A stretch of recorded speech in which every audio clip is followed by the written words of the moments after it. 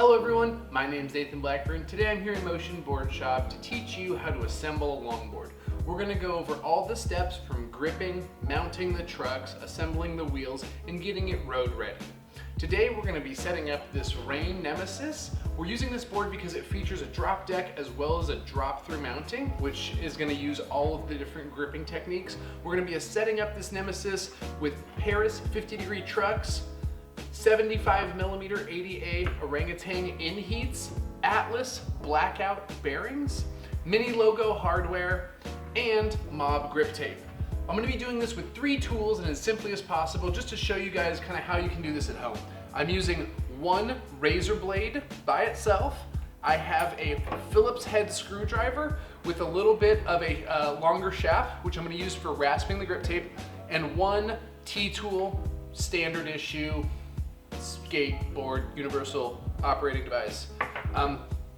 First thing that you're going to want to do is you're going to want to cut your grip to length. We're using mob grip right now, so I'm going to do that. So step 1, take your grip tape, lay it all the way out so that it's at least longer than the board. Make sure that it's longer than your board, otherwise you're going to feel really silly when you go to cut and you realize you don't have enough to actually cover what you're trying to grip. Now we're going to use step 1, the razor blade. We're just going to make a nice cut at the end.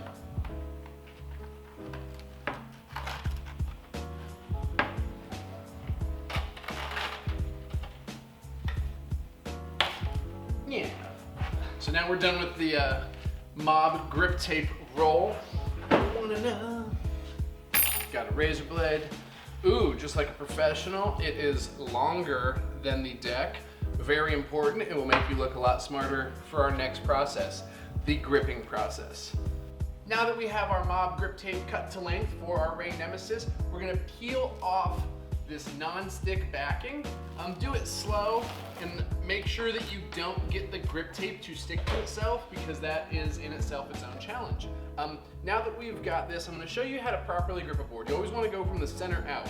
So I kind of bend up the board, make sure that I'm in the center, and then I'll make it do like a small tacoing effect like that so that I can see where I'm putting it down. As I lay it down in the center,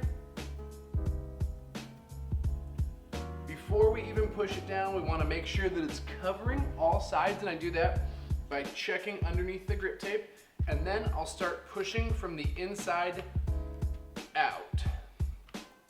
And what's nice about this technique is that once you push in the middle with a drop through board, you always want to make sure that you get it to roll up the drop, so you want to kind of walk it this way. A wheel can really help out in this process because it will smooth the bubbles as you make those transitions. It's a really good way to repurpose your wheel as you're assembling your board. Now that we've done one drop, let's do the next. So see how I'm rolling that grip tape over? That way it makes perfect contact with the top of this Rain Nemesis every time. And then I'm going to use this wheel to roll out any bubbles and make sure that it's fully sticking all the way around.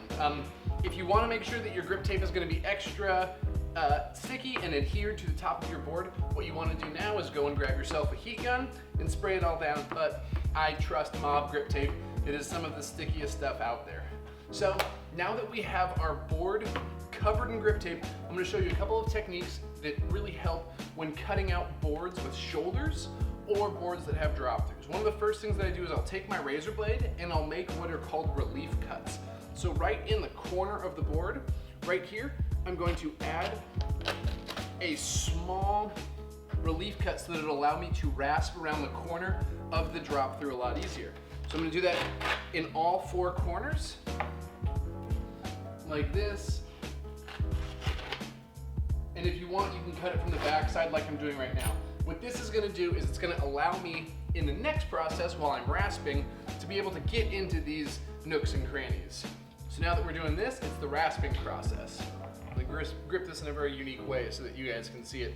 But essentially, what I'm doing is I'm taking the edge of my screwdriver, the shaft right there, and I'm rubbing it along the corner of the board like that. And what that's going to do is it's going to leave this nice line along the side, and it's also going to make it easier to cut in the long run. So this is what that process will look like when I am doing it at 100 miles an hour. Are we ready?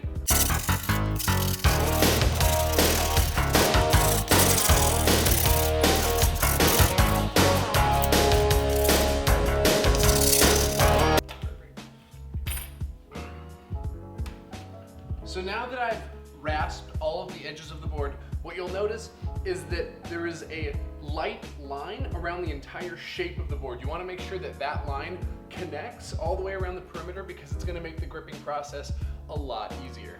Now that we've got the outside edge of the board fully rasped, I'm going to use my razor blade and I'm going to go and just trace around the outside. I like to hold the razor blade at a 45-degree angle backwards and in. So it's cutting kind of like this.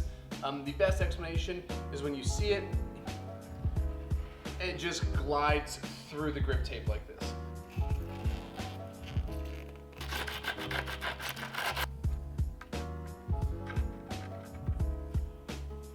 Now that we've gripped the Rain Nemesis and cut out the profile as well as the drop-through mount, we're gonna disassemble our trucks to prepare them to be mounted in the drop-through fashion.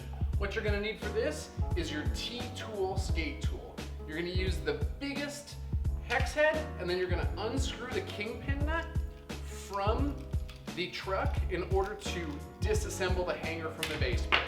Now that we have our Paris truck disassembled and ready to be mounted in drop-through fashion, we're gonna use our mini logo hardware in order to punch out some of the holes on this board. The easiest way to do that is to take the bolt, flip the board over so that it's easy to find the hole, and make small little indentations into the grip tape. Then you're gonna come back in, flip the board back over, and you'll be able to see where those small holes are. Use your Phillips head screwdriver in order to punch out the area where the bolt is gonna go through.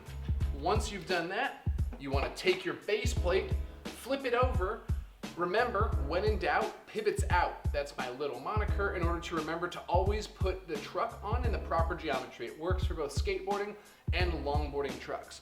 Now that we've done that, we're gonna take 4 bolts and we're gonna push them through the base plate and through the board in order to properly affix the base plate into this deck. Now that we have our base plates affixed to the Rain Nemesis, what we're gonna do is reassemble the hanger onto the base plate. What you're gonna wanna do is start out by putting everything back onto the base plate in reverse order. With the Paris, that means a large cup washer, barrel bushing, hanger, small cone bushing, small cup washer, and kingpin nut. After you've done that, what you're gonna wanna do is then take your T-tool and tighten everything up. Now comes the last part of assembling your longboard. You're gonna wanna mount your bearings and wheels to the axles of your hanger. Step 1 for this, you're gonna wanna remove the axle nuts and speed rings. The reason that we're removing the speed rings is because the bearings we're using, the Atlas bearings, have a built-in spacer. These bearings are very similar to Bones Race Reds, as well as very similar to Zealous bearings and Tecton bearings. They all come with a built-in spacer, which makes this process much easier. So what you want to do to start out with is put 2 bearings, both facing out on each axle.